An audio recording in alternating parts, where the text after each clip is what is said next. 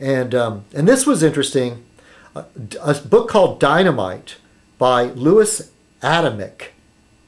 A class war that was already lost. And what I gleaned from this was kind of interesting, is that the class war was already lost. Around the turn of the century in this country, when the labor movement first started, what would happen? There would be riots, and there was basically domestic terrorism. There's some man blew up like the LA Times office, and there were thinkers at the time that said, well, in the future, the labor movement will unionize, will get together as groups and not have to use violent methods, which sort of happened.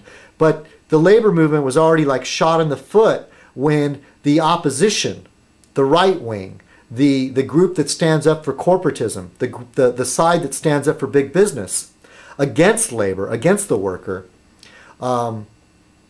married or combined the idea of labor and anarchy as being the same thing. And that really affected, and then from then on, equating labor with socialism in like, the extreme communist, communist Russia sort of thing. What if I could find that real quick? If I did my research, I would have highlighted some of these things.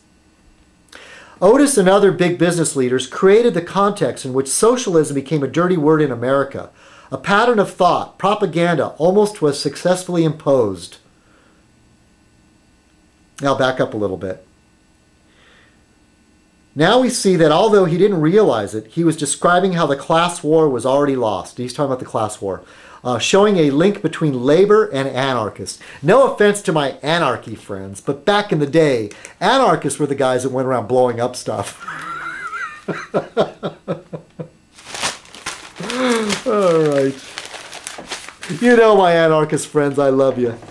I still don't, I've asked for an example of where there was a successful anarchy, and I was cited this little like golden period in Spain that didn't last very long.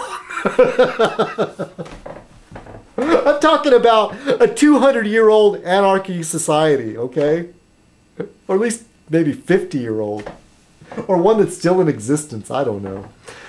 Anyway, but I like the anarchists because they like to think outside of the box.